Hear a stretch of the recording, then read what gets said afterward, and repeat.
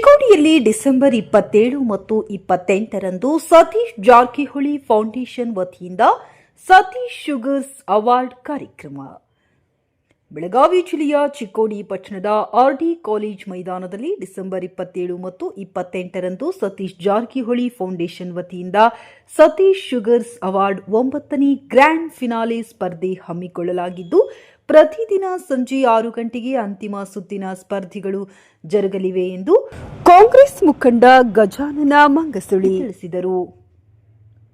ಮುಖ್ಯವಾಗಿ ನಮ್ಮ ನೆಚ್ಚಿನ ನಾಯಕರು, ಲೋಕೋಪಯೋಗಿ ಸಚಿವರು, ಜಿಲ್ಲಾ ಉಸ್ತುವಾರಿ ಸಚಿವರಾಗಿರ್ತಕ್ಕಂಥ ಸನ್ಮಾನ್ಯ ಸತೀಶನ ಜಾರಕಿಹೊಳಿ ಅವರು ಹಾಗೂ ಚಿಕ್ಕೋಡಿ ಸಂಸದರಾದ ಸನ್ಮಾನ್ಯ ಕುಮಾರಿ ಪ್ರಿಯಾಂಕಾ ಅಕ್ಕ ಜಾರಕಿಹೊಳಿ ಅವರು ಹಾಗೂ ನಮ್ಮ ಕರ್ನಾಟಕ ಪ್ರದೇಶ ಯುವ ಕಾಂಗ್ರೆಸ್ ಪ್ರಧಾನ ಕಾರ್ಯದರ್ಶಿಯಾಗಿರ್ತಕ್ಕಂಥ ಸನ್ಮಾನ್ಯ ಶ್ರೀ ರಾಹುಲ್ ಜಾರಕಿಹೊಳಿ ಅವರ ಒಂದು ನೇತೃತ್ವದಲ್ಲಿ 2ನೇ ಸತೀಶ್ ಶುಗರ್ ಅವಾರ್ಡ್ ಇದೇ ತಿಂಗಳು 27 ಮತ್ತು 28ರಂದು ಚಿಕ್ಕೋಡಿಯಲ್ಲಿ ಕಿವಡ್ ಕ್ರೀಡಾಂಗಣದಲ್ಲಿ ನಡೀತಾ ಇದೆ.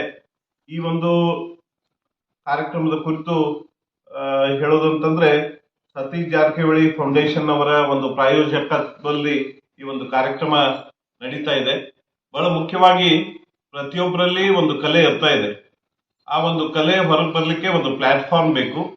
ಆ ಒಂದು ರೀತಿಯಲ್ಲಿ ನಮ್ಮ ಇಡೀ ಬೆಳಗಾವಿ ಜಿಲ್ಲೆಯಲ್ಲಿ ಇರ್ತಕ್ಕಂಥ ಏನು ವಿವಿಧ ಒಂದು ಇವತ್ತು ಭಾಷಣ ಸ್ಪರ್ಧೆ ಇರ್ಬೋದು, ಗಾಯನ ಇರ್ಬೋದು, ಜಾನಪದ ಗಾಯನ ಇರ್ಬೋದು, ವಿವಿಧ ಕಲೆಗಳನ್ನ ಪ್ರದರ್ಶನ ಮಾಡ್ತಕ್ಕಂಥ ಪ್ರತಿಭಾವಂತರಿಗೆ ಒಂದು ಪ್ಲಾಟ್ಫಾರ್ಮ್ ಅನ್ನ ಈ ಒಂದು ಸತೀಶ್ ಶುಗರ್ ಅವಾರ್ಡ್ಸ್ ಕಾರ್ಯಕ್ರಮ ನೀಡ್ತಾ ಇದೆ.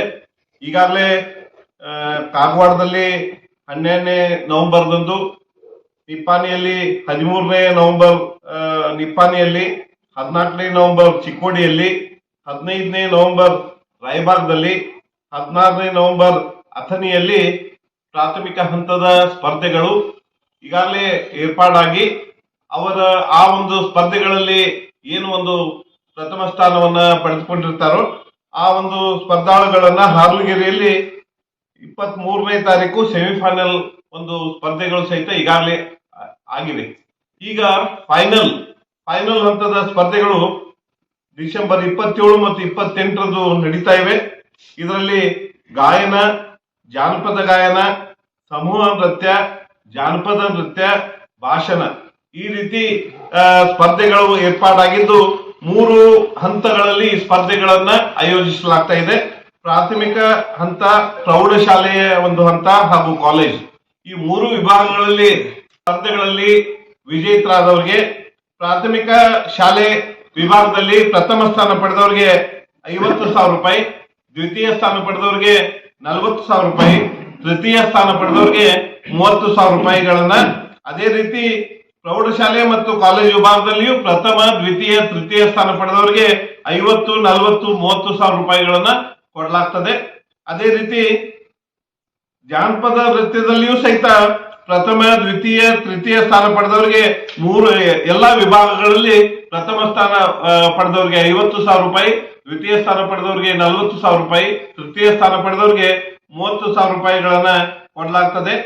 ಜಿಲ್ಲೆಯಲ್ಲಿರ್ತಕ್ಕಂಥ ವಿವಿಧ ಪ್ರತಿಭಾವಂತರಿಗೆ ಒಂದು ಪ್ರೋತ್ಸಾಹ ಕೊಡುವ ಕಾರ್ಯವನ್ನ ನಮ್ಮೆಲ್ಲರ ನೆಚ್ಚಿನ ನಾಯಕರಾಗಿರ್ತಕ್ಕಂಥ ಸತೀಶನ ಜಾರಕಿಹೊಳಿ ಅವರ ಒಂದು ನೇತೃತ್ವದಲ್ಲಿ ಈ ಒಂದು ಕಾರ್ಯಕ್ರಮ ನಡೀತಾ ಇದೆ.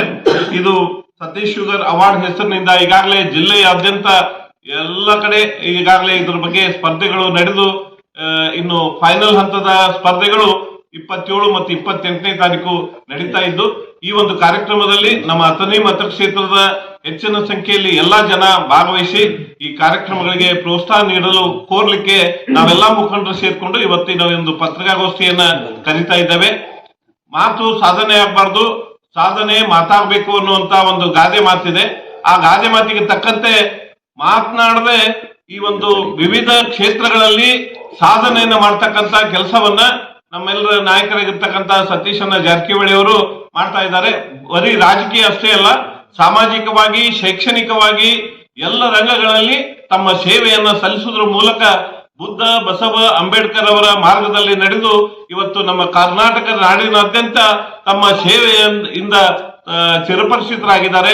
ಅವರ ಸೇವೆಯನ್ನ ನಾವೆಲ್ಲ ಸ್ಮರಿಸಿಕೊಂಡು ಈ 27 ಮತ್ತು 28ನೇ ತಾರೀಕು ನಡೀತಾ ಕಾರ್ಯಕ್ರಮದಲ್ಲಿ ತಾವೆಲ್ಲರೂ ಭಾಗವಹಿಸಿ ಈ ಕಾರ್ಯಕ್ರಮ ಯಶಸ್ವಿಗೊಳಿಸಬೇಕಂತ ನಮ್ಮೆಲ್ಲ ಅಥಣಿ ಮತಕ್ಷೇತ್ರದ ಸಮಸ್ತ ಎಲ್ಲ ಕಾಂಗ್ರೆಸ್ ಪದಾಧಿಕಾರಿಗಳು ಮುಖಂಡರ ಪರವಾಗಿ ನಾನು ಎಲ್ಲರಲ್ಲಿ ಕೇಳ್ಕೊಳ್ತಾ ಇದ್ದೀನಿ.